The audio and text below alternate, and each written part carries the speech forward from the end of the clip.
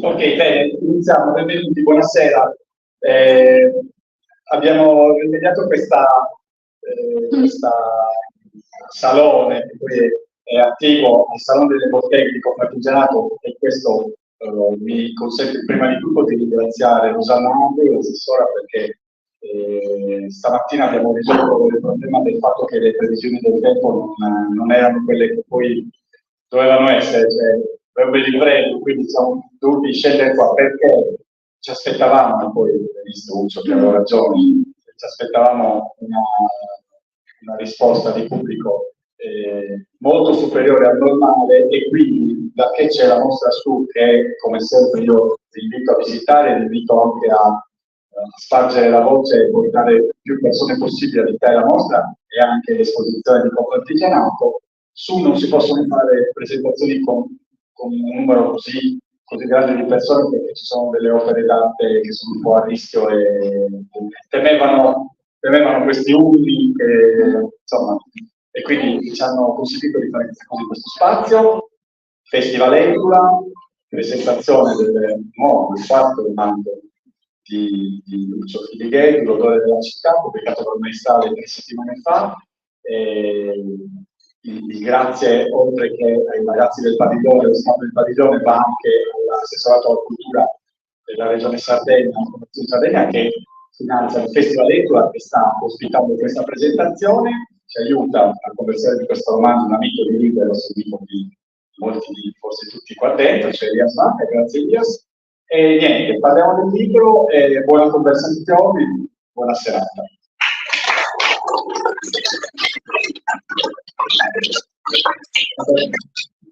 Grazie, per un attimo quando ho detto diciamo l'assessore, io pensavo che sai compagnia elettorale fossero anche a cambiare il tempo, cioè cambiassero anche le condizioni meteorologiche, no?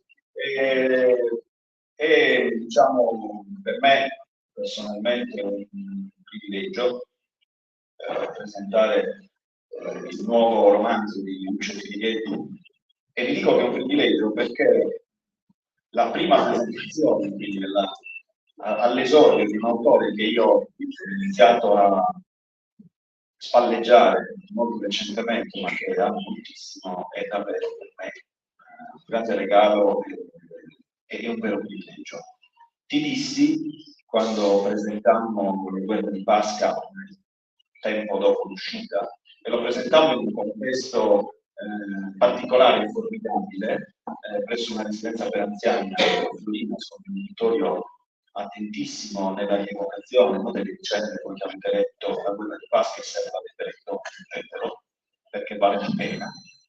Quando presentammo La guerra di Pasca, dissi senza piaggeria e per davvero a Uccio che delle mie presentazioni La guerra di Pasca era certamente nella top 10. E allora io a questo punto, anche con il rischio di davvero far sembrare che le cose che dico siano complimenti gratuiti, dico che adesso nella top 10 c'è anche L'odore della città.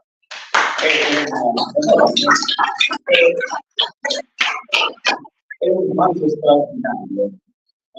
Guardate, io ho provato a fare il conto dei romanzi presentati, degli autori ai quali ho fatto la spalla, sono arrivato ormai credo 165. Questo romanzo è davvero un'opera che si distingue non soltanto nel genere, perché è difficile poi attribuire il genere, poi magari di questo parleremo, ma nella qualità della scrittura e nella intuizione della metafora. Voi ricordate quando Pasolini diceva io le cose le so, il problema è poi trovate le prove, averne le prove. Ecco, quando le cose si sanno, ma le prove non ci sono, se ne sente il lezzo. E cioè noi sappiamo che anche una sonnacchiosa città di provincia è popolata di ambizioni meschine, inesauribili astuzie, come dice qualcuno, orribili vanità, mediocrità private di pubbliche virtù, e ogni forma di aggressione, di rampantismo. Questo romanzo, essenzialmente diviso in due parti, a mio parere, molto un noir quasi teatrale nella prima parte e poi uno poliziesco molto ironico nella seconda parte, racconta di queste cose collocando al centro della scena 5 personaggi, ad alcuno dei quali è difficile poi ascrivere il ruolo di protagonista, perché ciascuno di questi 5 personaggi è protagonista nella sua personalissima miseria morale. Il libro, questo possiamo dirlo, cioè si apre con più che un delitto, direi un incrocio tra un delitto e una disgrazia, e quindi con l'uccisione di un tale che ha avuto l'unico torto di trovarsi nel posto sbagliato, nel momento sbagliato, e di avere accettato un approccio di natura omosessuale da uno dei 5 personaggi. Poi scoprirete come. Insomma, il tema è che a un certo momento, all'inizio del libro, questo signore viene ucciso e il cadavere rimane all'interno dell'abitazione del suo assassino, e siccome in una città di provincia di Luglio, diciamo Sassari, quando ci sono 40-45 gradi alcuni fenomeni naturali, cioè la decomposizione dei corpi si accelera, ad un certo momento di quel delitto non si ha notizia, ma si inizia a sentire la puzza. E intorno a questo delitto, questa combriccola di amici, di sodali, dai inenarrabili vincoli, iniziano a interagire. Poi vedremo magari uno di protagonisti, vedremo quali sono le loro caratteristiche. Ora, la mia impressione di semplice lettore, come Lucio sai, come credo che voi sappiate, io per campare faccio l'avvocato, non ho niente a che vedere con la critica letteraria, non sono in grado di condurre un dialogo diciamo, sugli stili letterari e neanche un vaglio critico delle opere, sono soltanto un lettore onnivoro molto, molto curioso, leggo tutto, di tutto, e davvero sempre con curiosità. E dicevo, scoprirete nel leggere il libro che in questo racconto ci sono molti dei personaggi con i quali vi battete tutti i giorni. Magistrati indolenti che non si sa bene perché stiano lì, medici che poi non volevano fare i medici, ma in fondo lo fanno perché in famiglia gli altri facevano i medici e quindi bisogna assecondare le aspirazioni di casta. Furbi e rampanti funzionari maneggiatori di denaro, improbabili onorevoli miracolati dalle onde di un populismo dilagante, che si intrecciano, si mescolano, si parlano, si spalleggiano, legati l'uno all'altro in una geometria variabile, e che sono quello che nella società anche di una sonnacchiosa città di provincia puzza. E allora magari ti apparirà una domanda banale, ma quanto c'è della tua esperienza di cronista in questo romanzo? Si sente se parlo proprio, non è necessario il microfono. Io credo che sia meglio utilizzare.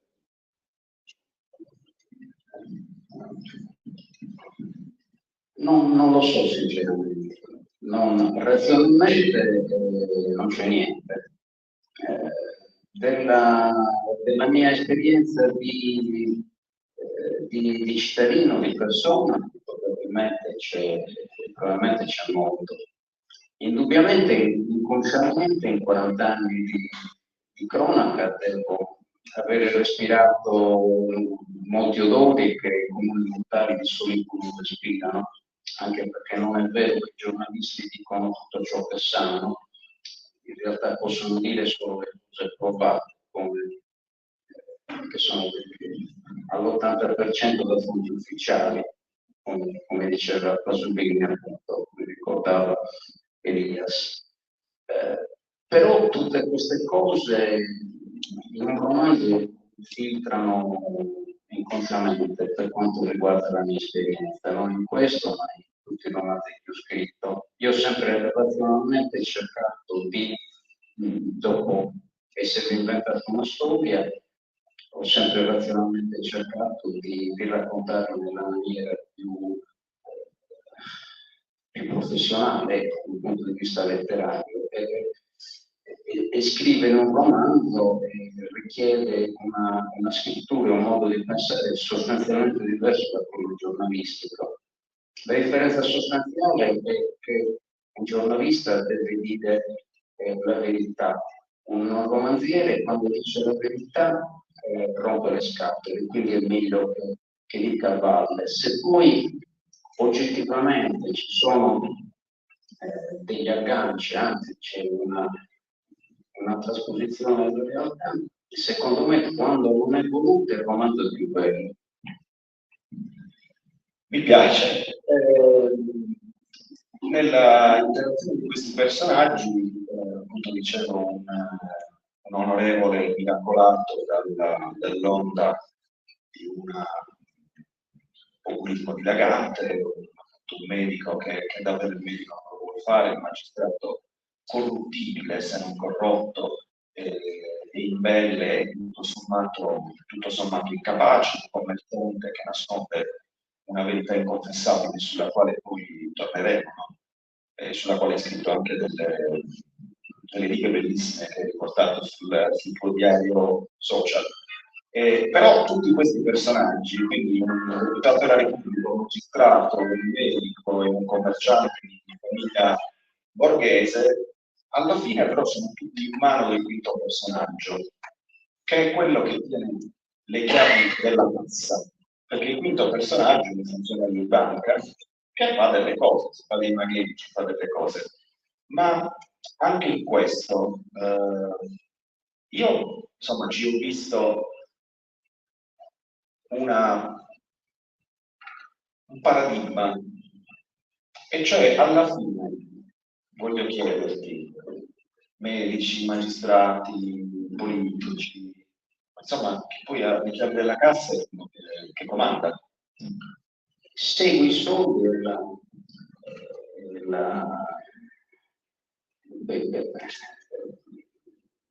l'input fondamentale per qualsiasi indagine di carattere letterario è i soldi sono quelli che muovono tutto. Diciamo che il personaggio che ha la cassa è anche il più, tra virgolette, normale, è quello di cui si capisce di più la psicologia, è uno a cui piacciono i soldi, gli piace anche una gestione del potere molto intelligente, perché non è mai ostentata, come fanno tutti quelli che davvero sanno e amano gestire il potere, e non lo fa per particolari motivi esistenziali, insomma, è lineare. Io mentre l'ho pensato, l'ho pensato quasi positivo, mi piace, questo qui è un altro, mi piacciono i soldi, il cinico, spietato, spinge la gente a morire, magari in qualche caso l'avrà anche fatto uccidere direttamente, ma è sempre successo, mi piacciono smodatamente i soldi, funzionano così. E gli altri invece sono espressioni di questa città insolente, ma ciascuno ha degli incarognamenti esistenziali che non riesce a esprimere se non con questa vita malata che conduce e che alla fine fa ammalare tutta la città, insomma, sostanzialmente.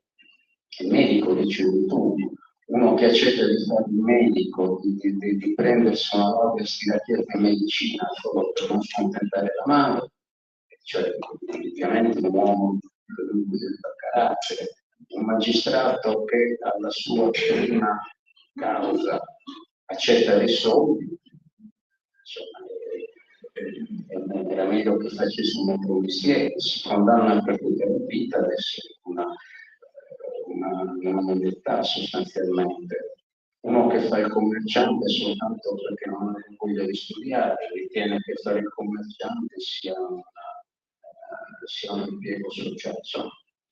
uno che si vergogna propria omosessualità, e uno che apparentemente vive immagini di una società moderna, no? Cioè l'immagine della società che abbiamo noi è quella che si è guardando la televisione, leggendo i libri, leggendo i giornali, eccetera, eccetera. C'è politica correct, quindi l'omosessualità, come è possibile che si possa uccidere o che si possa vivere male perché uno non vuole far sapere di essere omosessuale? E poi in questo libro si scopre che invece funziona. Ad esempio in medico dicono: sapete quante persone vengono da me a chiedere se esistono delle medicine per bloccare in tempo determinati gusti sessuali del figlio o della figlia ancora piccoli, oppure il padre del commerciante che è un vecchio fisiologo, il quale dice ma guarda un po', quel tale mi ha presentato il suo compagno come se fosse una cosa normale. Mi sembrava un fisico che sventoli il fazzoletto sputato di sangue, è una caffonata. Certe cose bisogna tenerci suono, purtroppo ci sono le terapie, bisogna tenerle nascoste. E sembrano essere di però guardatevi certe conferenze stampa, leggetevi certi libri che stanno vendendo 300.000 copie, sedete in certi bar di Sassari, dove vado spesso anche con amici. L'altro giorno ero con Gino Panzini, un bar dove fanno un campare buonissimo, e stavo vicino a me, ho sentito dei discorsi che forse non avrebbe avuto il coraggio di scrivere in questo libro estremo. Siamo una città che punta, secondo me.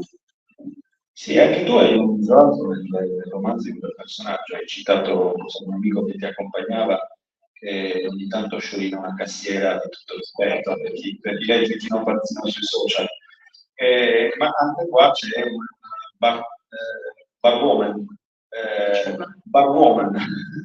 che si chiama Agnese, si chiama Agnese senza la iniziale, che è un punto di equilibrio della storia sulla quale davvero non vorrei anticipare niente, perché il personaggio centrale, nonostante non compaia in moltissime pagine, che compie un'azione centrale, anzi più di una, all'interno del romanzo, e che riporta sulla Terra una deriva, che poi anche quella mediatica, fastidiosissima. La cosa che dicevo poc'anzi, io vi ho detto, il libro si apre con un omicidio che è un incrocio fra diciamo che un avvocato e un magistrato lo definirebbe preterintenzionale, almeno fino a un certo punto, e oltre l'intenzione. Ora, ragioniamo su questo, insomma, no? Un omosessuale che non sa come affrontare un omicidio preterintenzionale, anzi decide in un certo momento che nel dubbio è meglio procedere, e non riesce ad affrontare non tanto il delitto e la presenza del cadavere in casa sua, ma la ragione per la quale l'omicidio è maturato, il contesto, tant'è vero che il problema è quello di dire ma io non ci avevo fatto niente, non ci avevo fatto niente. E intorno a noi si muove questa girando di tangenti, di soldi prestati a stronzo, di magistrati che prendono le mazzette. Però la cosa inenarrabile è un omicidio preterintenzionale maturato in quel contesto. E questa cosa, che non vi raccontiamo per intero, poi si riannoda alla fine del libro con una antica vicenda che ci riporta proprio alle miserie delle quali Lucio poc'anzi parlava. A un certo momento nel racconto, che questa è la vocazione drammaturgica del nostro autore, io per tutta la prima parte del libro, quando sono arrivata a metà del libro, ho scritto Lucio Pedriglio, è una sceneggiatura teatrale pazzesca, in unità di luogo e quasi in unità di tempo, questi personaggi che si muovono, entrano, escono dalla scena, ma il fatto centrale è il morto che puzza dentro dentro l'appartamento, però poi ad un certo momento il racconto del romanzo svolta e non vuol dire che arrivano i buoni, però arrivano dei poliziotti anche simpatici, dei caratteri, no? dei personaggi, un procuratore della Repubblica che sa fare il suo mestiere, che vuole fare il suo mestiere, e quindi quei personaggi vanno a misurarsi con quegli altri. Ora, Gnese, Davide il poliziotto, e anche Colomba la poliziotta, e anche Tintino il procuratore, sì, sono personaggi che agiscono per il bene all'interno del romanzo, ma al cospetto di quegli altri, per la collettività sassanese, sono un po' degli sfigati. Cioè sono quelli che non hanno i soldi, sono quelli che non contano niente, sono quelli che sono, come dire, dei gatti perché fanno semplicemente il loro dovere, non sanno vivere, diciamo così. E questa è poi la percezione che hai voluto tradurre nel romanzo. Io, per conto, l'unica cosa che nella rappresentazione di una società che c'è in questo romanzo, penso che sia l'unica voluta. Cioè io ho questa convinzione che da molto tempo sia la società ad essere malata e lo Stato in una qualche misura riesce a sfuggire a questa malattia, perché io sono contrario a questo eccesso di regionalismo che sta montando adesso e che sta montando da anni, perché tutto sommato io raffiguro lo Stato come un'entità superiore che in qualche modo controlla e sfugge al deterioramento della società. Cioè lo Stato qui rappresenta, probabilmente qui c'è qualcosa del mio mestiere, perché facendo il comunista ho conosciuto poliziotti, carabinieri, giudici, guardie di finanza dall'altra parte della barricata. Spesso li ho conosciuti nella loro vita familiare, nel loro essere donne e uomini. Era necessario conoscerli perché bisogna prestarci le notizie, bisogna essere suadenti, magari scoprire che vita arrivano a fare.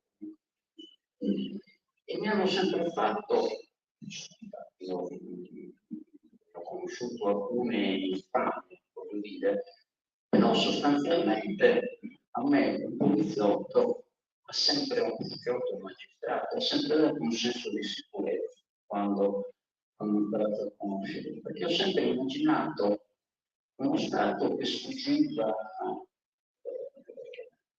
ad una società sempre più disordinata, sempre più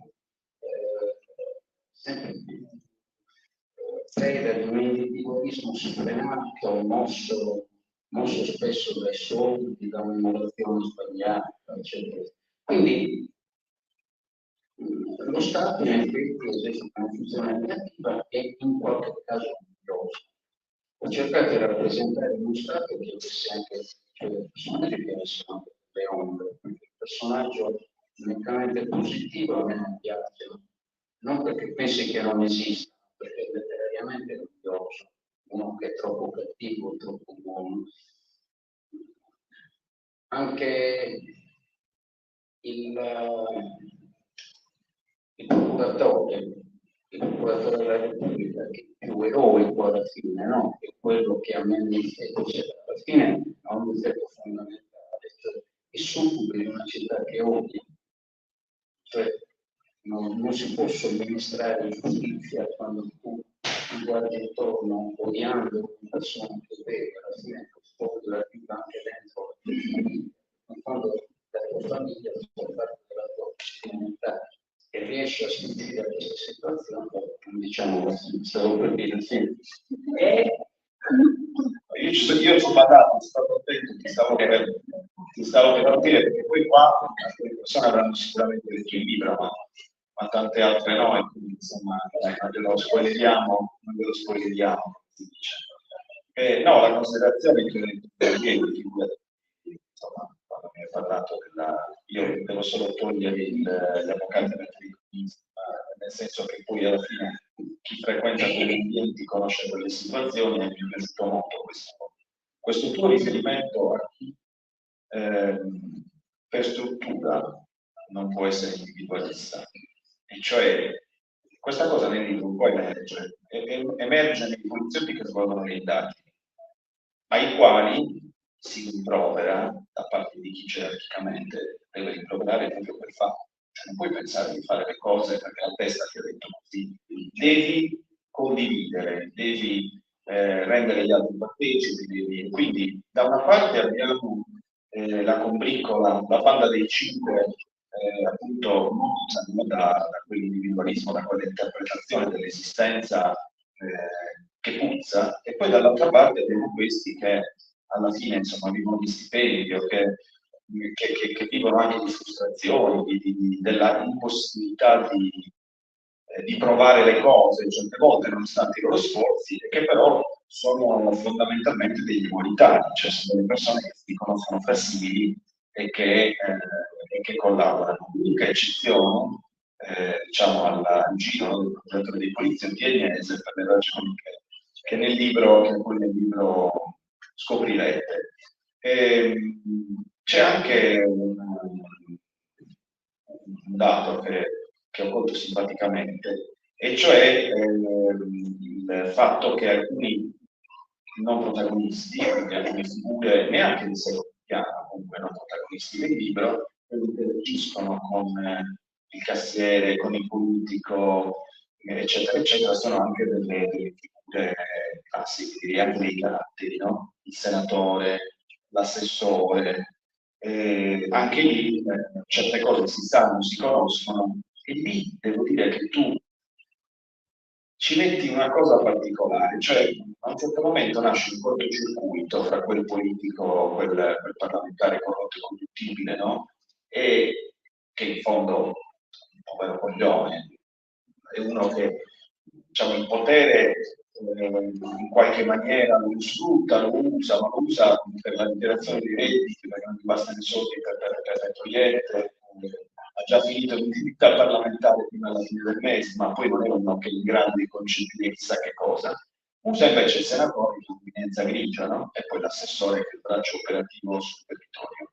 Tu a un certo momento dici, alla fine al deputato che ha perso qui il controllo delle cose avevano messo in testa che quindi lo volessero pregare, invece ti volevano proporre un onesto latrocinio. Che cos'è un onesto latrocinio? Spiegaci un pochino. Il latrocinio proprio secondo criteri comprensibili, senza che dietro ci sia nulla. Cioè tu ti fai corrompere, mi fai ottenere degli appalti, mi sbrighi in questa tua meravigliosa situazione in cui, pur essendo un asino abbastanza vestito, mezzo scemo, riesci a gestire addirittura degli apporti europei, mi fai ottenere questo apporto e in cambio ne è solo. Questo è un onesto latrocinio, che è il mestiere del senatore, che poi veniva chiamato senatore, ma in realtà non lo era, l'assessore, i quali, contrariamente a tutti gli altri, erano due persone povere. Cioè, vi faccio citare Moravia, uno addirittura il senatore delle edizioni originali, cioè edizioni originali degli indifferenti, sanno anche quanto è stonato. Vabbè, là si conclude però, perché il senatore, come ci devi citare Moravia, è all'onorevole quello eletto, quella di non capire la citazione. Figuriamo. Il senatore e l'assessore scherzano addirittura sul fatto, ma guarda che imbecilli questo fratello di Mussolini, il editore che non si accorge che stava pubblicando l'unico vero romanzo antifascista che in quel periodo si potesse pubblicare. Chiaramente qui c'è una questione come questi imbecilli non si accorgono che danno spazio a noi, è un livello troppo alto per il deputato, insomma, è un livello basico, perché lui ha bisogno quando si spende 15.000 euro prima della fine del mese, ha bisogno di avere subito altri 6.000 euro per arrivare alla fine del mese e poi mettere un altro po' di soldi nei conti misteriosi gestiti dal banchiere. No, invece volevo dire, scusa, solo una piccola parentesi a proposito dei servitori dello Stato, dei poliziotti e del magistrato, a ben vedere tutta questa fauna del libro, compresa Agnese, una dei 5 protagonisti, comprimari, eccetera. Nessuno di questi mette il problema, è stupito dal fatto che l'omosessuale addirittura uccida o comunque ha dei problemi per nascondere la sua omosessualità, lui, la sua famiglia, chi gli sta incontro, che addirittura faccia delle cose assurde, che tradisca la sua omosessualità perché non si pensa in giro omosessuale, così. Gli unici invece rimangono stupiti e che non riescono proprio a capire dal punto di vista psicologico questa cosa sono i poliziotti e il giudice. C'è quasi un problema di mancanza di comprendere. Ma perché cavolo l'ha fatto? Perché non lo so. Ma proprio sinceramente non sono unici che culturalmente fanno parte della società in cui noi fingiamo di essere, insomma. Cioè, e questa è la visione che io ho dello Stato, o che ho voluto dare dello Stato, che magari è ottimistica, speriamo di non avere molte sorprese, insomma. No, io guarda, non credo che questa cosa sia fuori asse, cioè nel romanzo tu appunto scrivi e attribuisci a questi personaggi una certa sensibilità e se non altro una certa osservanza dei principi che dichiariamo di praticare, però nella realtà le cose stanno così. Cioè, non so voi, ma io a volte ho l'impressione che chi istituzionalmente deve osservare alcuni valori costituzionali, no? Alcuni principi e perfino banalmente le leggi, se è posto nella condizione di essere custode, cioè di aver giurato, alla fine cerca davvero di darsi un'interpretazione e di vivere quei principi facendoli fuori. Chi non è obbligato invece sciolina pubblicamente, ma poi privatamente non considera. Cioè, voglio dire, quando un poliziotto, un investigatore va a scavare in vicende che possiamo definire in generale torpide, che non sono soltanto il diritto commesso nel contesto di una liaison omosessuale, ma che sono anche fatti connessi all'uso di stupefacenti o drammi di alcol, di maltrattamenti familiari. Effettivamente tu assisti, no, alla partecipazione emotiva di chi svolge le indagini, che però poi alla fine lo dice, cioè sì, insomma, ha fatto questo, ha fatto l'altro, cioè, ma povero tossicodipendente, cioè loro si rendono conto, no? Poi gli altri, quando dicono gli altri, intendo di vicini, perché se dico i borghesi mi vengono a prendere. Quindi noi altri, quelli che non indossano la divisa, insomma, che non hanno fatto giuramenti particolari, molto spesso sì, siamo inclini a dire ma sì, ma che problema è no, l'orientamento sessuale? È un problema l'orientamento sessuale, però invece a volte abbiamo difficoltà a misurarci quando ci siamo vicini. Che problema è la dipendenza? Sì, però se abbiamo un amico che ha una dipendenza, no, lo scansiamo, lo guidiamo, quindi quanto faccio il maresciallo dei carabinieri? Questo è un po' quello che crudelmente accade. Io vorrei cercare di mettere invece in connessione le tre cose tue che ho letto, insomma, che ho presentato, perché voi avete letto, immagino, spero, se avete letto, cercate di portarvi in pari, perché vi state perdendo parecchio. Io nell'ordine ho letto prima la guerra di Pasca, poi ho letto sotto il grattacielo, che è un'altra cosa che invece è parecchio connesso con questo libro. Però io tra l'altro ho trovato anche la connessione tra la guerra di Pasca e questo romanzo. E ti propongo quindi un attimo di parlare anche degli altri due libri che io ho avuto il privilegio di leggere. Il primo, vabbè, sotto il grattacielo, quello meravigliosamente illustrato da Gustavo Pazzino, che è una favola annuale, ambientata sempre in una sonnacchiosa città di provincia, poi in un futuro che non c'è, che si ipotizza che possa essere una deriva di quello che adesso stiamo vedendo, dove interagiscono appunto personaggi che parzialmente vanno a coincidere con quelli che abbiamo qui. Però lì la tua visione, per quanto appunto emerga che vengono fuori delle cose, è un po' trasognata, non è allarmante, proprio perché il romanzo distopico è così favola, insomma, non desta allarme, mentre qua invece io ho visto una scrittura, insomma, un racconto veramente, insomma, nello stomaco. Dall'altra parte, leggere a distanza di pochi mesi di parte di questo, una battuta mi viene spontanea, perché insomma questa città, c'è scritto nella seconda di copertina, che non è difficile intravedere Sassari, insomma, nella città che dice descrivere. Però certo che pensare che Sassari della guerra di Pasqua era quella e adesso è diventata questa, insomma. Se Sassari, poi sta lettore alla fine decide se questa città è Sassari. Se vogliamo parlare di Sassari, io penso che la città stracciona, miserabile, in cui scrivo a un certo punto i carabinieri si spartivano la miseria con tanti altri poveretti.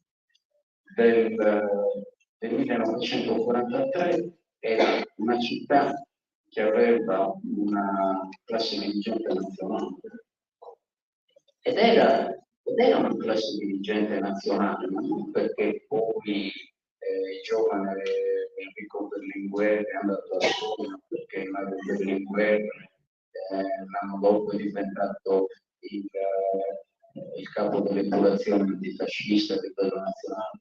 Perché? Perché la Sardegna è della nazione.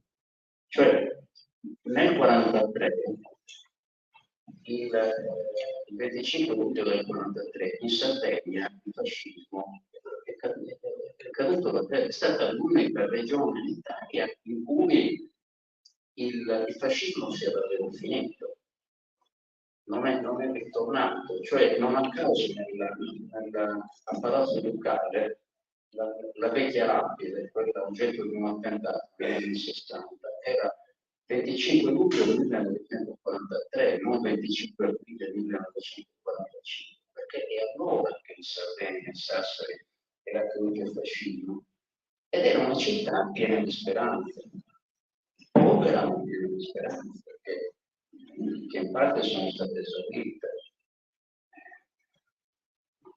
Io penso che la Sassari di adesso, come molte altre città di provincia, sia una città sostanzialmente priva di classe dirigente, per questo non intendo classe politica, classe dirigente, nel senso che a Sassari non ci sono più commercianti, commercianti di un certo tipo,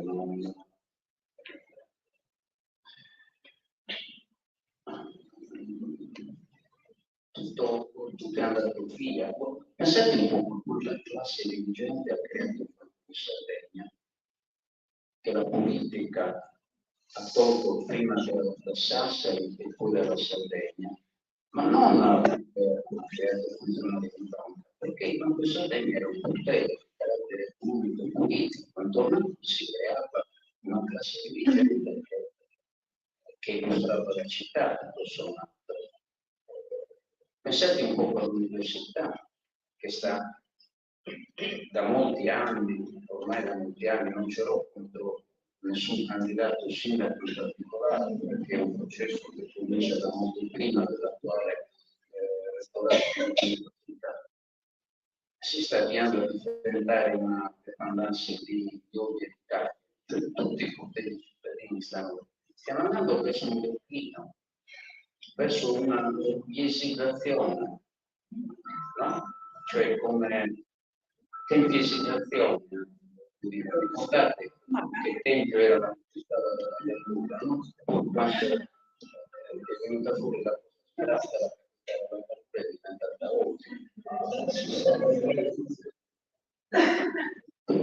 non ho capito.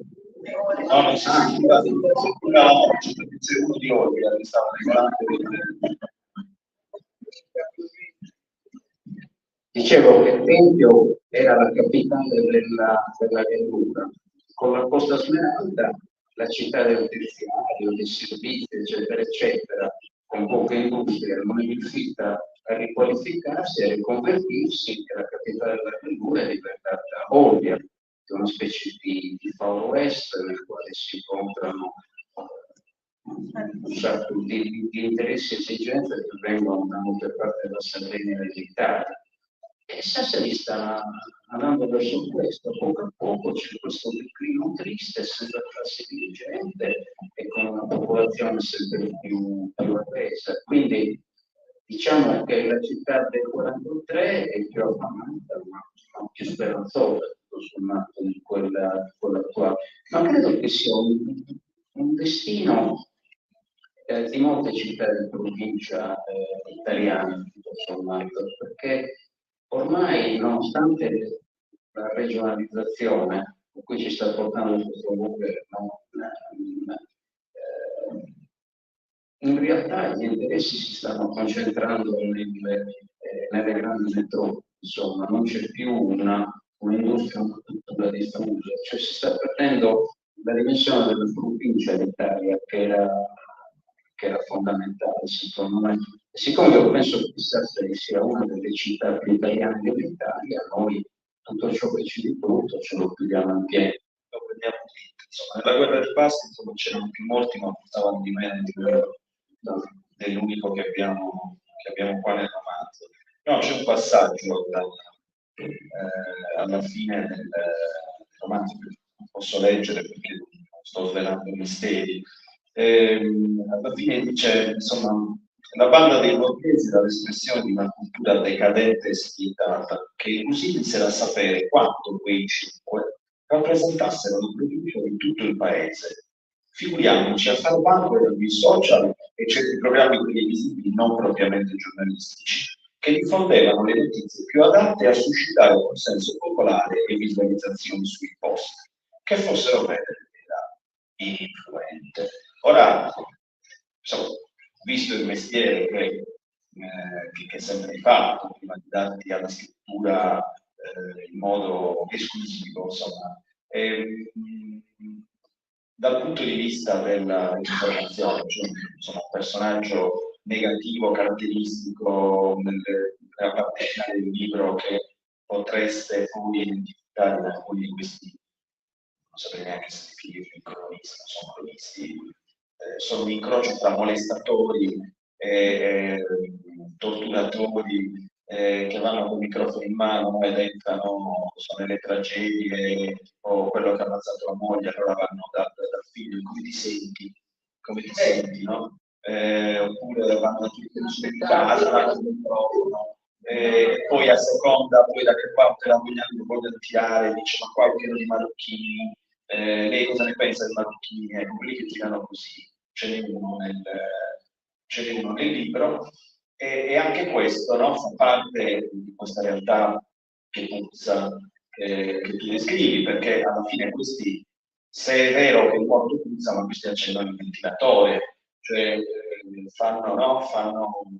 diffondono insomma anche oltre le finestre dell'appartamento e magari vanno a colpire indistintamente il gruppo dei buoni e quello dei cattivi, perché poi quello che conta magari è dire che non tutti i buoni sono buoni, forse anche in mezzo ai buoni c'era qualcuno che era, no, che si infilava dentro le cose dei cattivi.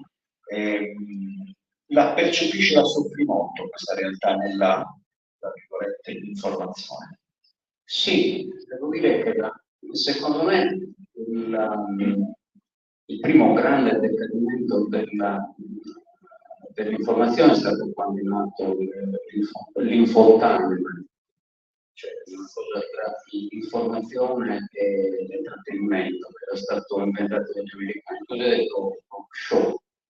E questo è stato il primo la prima grande crisi, perché quando tu identifichi il fatto di informare con il fatto di divertire significa che stai sacrificando l'informazione. L'informazione non è sempre divertente, alle volte noiosa, approfondita, eccetera, eccetera. Però il vero decadimento è quando è nata l'informazione populista, cioè quando è nato questo principio che a te non interessa dire quello che è successo, devi dire ciò che la gente si vuole sentir dire, ciò che tu intuisci dai social, da quello che senti in giro, che è l'interpretazione di quel fatto o addirittura la visione, il racconto di quel fatto che più piace alla gente. Questa è la negazione dell'informazione, cioè quando un tale va in giro con il microfono a sentire la gente per la strada, che sia un politico o che sia un poveraccio qualsiasi, non sta mai facendo informazione, è una situazione troppo confusa, troppo spesso ci sono delle emozioni, dei fatti che sono ancora in corso, magari fisicamente in quel momento. Non puoi mai fare delle informazioni in quel mondo, stai soltanto facendo dell'intrattenimento spesso splatter. Ad esempio, ricordate quando sono saltati fuori i parenti di Matteo Messina Denaro, di quella nipote? Ricordate il modo in cui quella donna, nipote di un mafioso, assassino, di una persona tremenda, una famiglia tremenda, però è stata aggredita. Ogni tanto me ne scende il microfono. È stata aggredita da giornalisti o sedicenti tali mentre aveva la figlia in macchina che sellavano ostentatamente con il studio si sellava il viso della bambina per dire noi l'infanzia la rispettavamo. E quella lì, il ponte di Matteo diceva, ma per cortesia, lasciatemi in pace, sono in macchina, devo andare via a casa mia, devo riflettere, non ho capito bene, ma lei, ma che cosa ha paura? Di che cosa ha paura? Lei risponde, eccetera. E la perseguità, allora, è splatter, secondo me, non è informazione. E secondo molti analisti, quello è oltre l'80% dell'informazione che raggiunge la maggior parte degli utenti, insomma. E qui ora c'è un pubblico molto selezionato, perché è un pubblico di persone che vengono libere. In Italia vengono liberi non oltre il 20, regolarmente non oltre il 20-25% dei cittadini. Quindi voi tutti siete delle persone che quel tipo di informazione magari non lo conoscete neanche, perché cambiate canale quando capita. Però la maggior parte della gente sa che cosa ci circonda in base a quelle informazioni. Io leggo amo leggere i commenti sotto le notizie social della Nuova Sardegna. Ora, c'è sempre stato, da quando ci ho lavorato io, fin dall'inizio degli anni 70, naturalmente anche da prima, il gusto del tiro di Cione, no? Per la Nuova Sardegna. Non è vero, chissà cosa c'è dietro, agli tempi sì che era un vero. La Nuova Sardegna all'89% nei canali di informazione che ci sono per questa città dice la verità ed è quello che la approfondisce meglio, perché ci sono dei giornalisti professionisti che di mestiere fanno questo. Però come tutti i giornali di un certo tipo, la Nuova Sardegna sta sempre più perdendo colpi, perché la gente non è più interessata a un tipo di informazione che giudica noioso. Se voi guardate le notizie riportate, prese dalla Nuova Sardegna e riportate sui social, sono delle oneste notizie.